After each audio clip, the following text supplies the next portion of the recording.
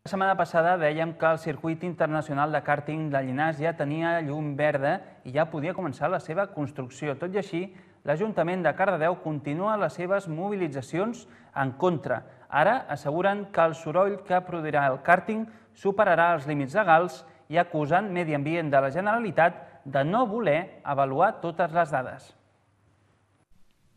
L'empresa Plus, líder mundial en anàlisi i certificació, va fer durant els darrers 2 mesos un estudi sobre l'impacte sonor que podria tenir el circuit de kàrting de Llinars si es construeix finalment.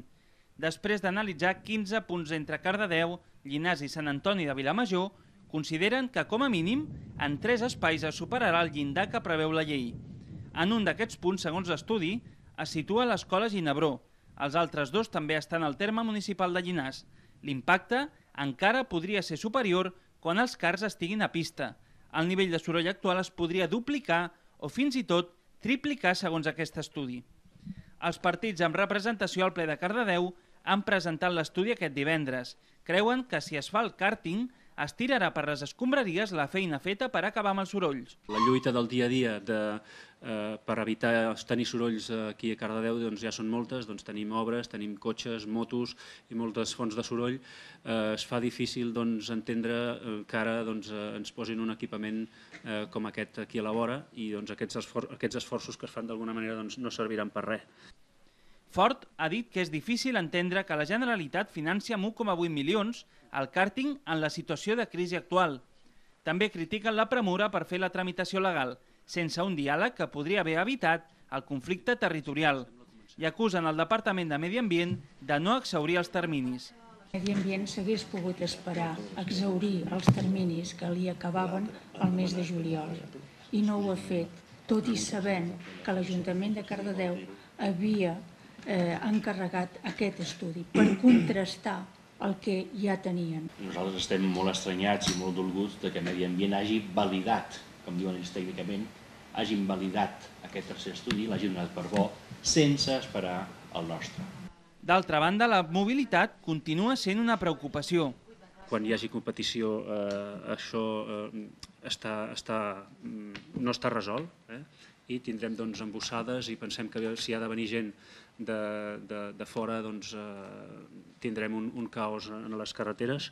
El text, amb un cost d'uns 3.500 euros, s'ha tramès a totes les parts implicades. Amb aquesta posada en escena, els 6 grups municipals han volgut mostrar que estan tots a una en contra d'un circuit que a Llinars promou la iniciativa privada amb el suport de l'equip de govern d'Esquerra Republicana.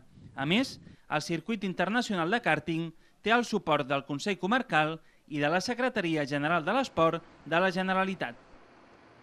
La plataforma Stop Kàrting Llinars ja ha anunciat que interposarà un contenciós administratiu contra aquest circuit. Qui també n'interposarà un són els ajuntaments de Parets i de Mollet i, en aquest cas, contra el Pla Territorial Metropolità. Consideren que Gallecs ha de ser més blindat pel que respecta al pas de noves infraestructures. Preservar l'espai rural de Gallecs ha costat molts anys, així com també la seva inclusió en el Pla d'Espais d'Interès Natural de la Generalitat, un pla, però, que no exclou el pas d'infraestructures per Gallecs. De fet, el Pla Territorial Metropolità preveu que un tren lleuger entre Sabadell i Granollers travessi Gallecs i també ampliacions i millores en la carretera C155.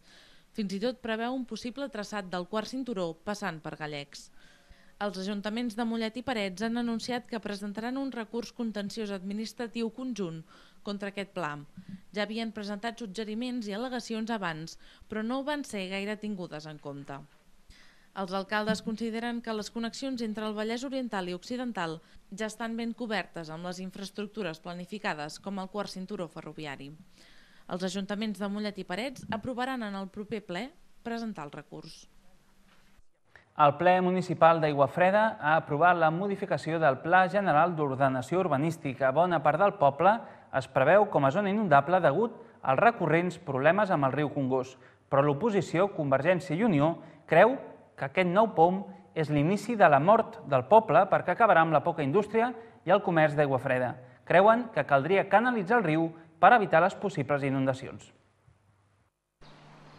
Aiguafreda, al cantó nord del Vallès Oriental, amb 2.600 habitants, posa al dia el seu pla d'ordenació urbanística. El pla neix amb la directa oposició de Convergència i Unió, la força més votada a les eleccions del 2007, però a l'oposició. El text preveu que el desenvolupament d'Aigua Freda s'allunyi de la riera del Congost que creua el municipi. Doncs una mica la idea és respectar aquests espais lliures perquè el riu, si mai torna a tenir una crescuda, pugui passar lliurement. I no pretendre anar a la vora del riu, canalitzar-lo, omplir allò de terra, fer un carrer i fer un altre front de façanes a poca distància del riu. I és que l'anterior govern municipal de Convergència i Unió tenia un projecte per reduir el risc d'inundabilitat i urbanitzar la part paral·lela al Congost. L'objectiu era canalitzar el riu, crear nous murs de contenció i fer en paral·lel un tercer eix comercial a la vila i així tenir més oportunitats de creixement amb 200 nous habitatges en els antics horts, un projecte ara enterrat. Convergència s'oposa al nou POM perquè, diuen, no té en compte el futur dels habitants del poble. Per un costat es manté l'elevada perillositat del riu al seu pas pel poble. Per altra banda, creuen que és el principi de la fi d'Aigua Freda perquè bona part del poble es qualifica com a zona inundable. Li resta possibilitats en el municipi, ensorra la zona industrial des d'aquest punt de vista, debilita tremendament el sector comercial i posa tota una sèrie de restriccions a nivell de construcció en la zona industrial, en el casc antic, etc. I d'aquesta manera realment entenem que és un pla que de cap manera es pot acceptar i de cap manera pot tirar endavant.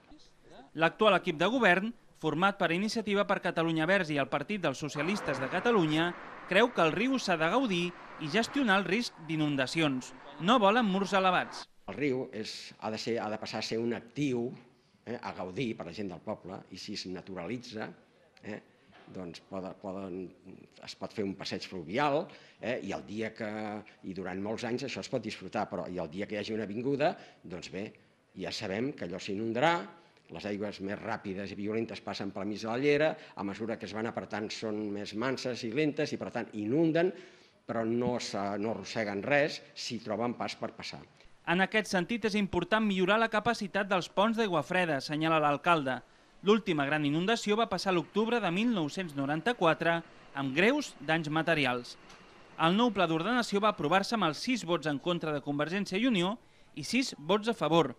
L'equip de govern va tenir l'absència d'un regidor, així que finalment l'alcalde va haver d'usar el seu vot de qualitat. Ara s'obre un període fins al 30 de setembre per presentar al·legacions.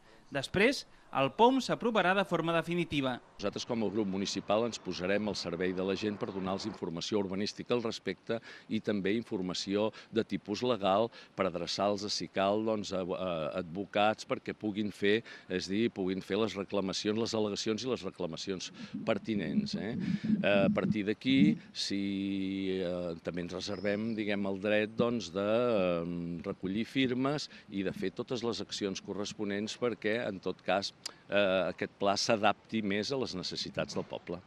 Mentre que l'alcalde diu que cal aprendre a gestionar el risc i que el poble creixerà de forma compacta per altres bandes, la Federació Nacionalista assegura que reduint la zona urbana i posant traves a l'activitat industrial i comercial es posa en perill el futur del poble.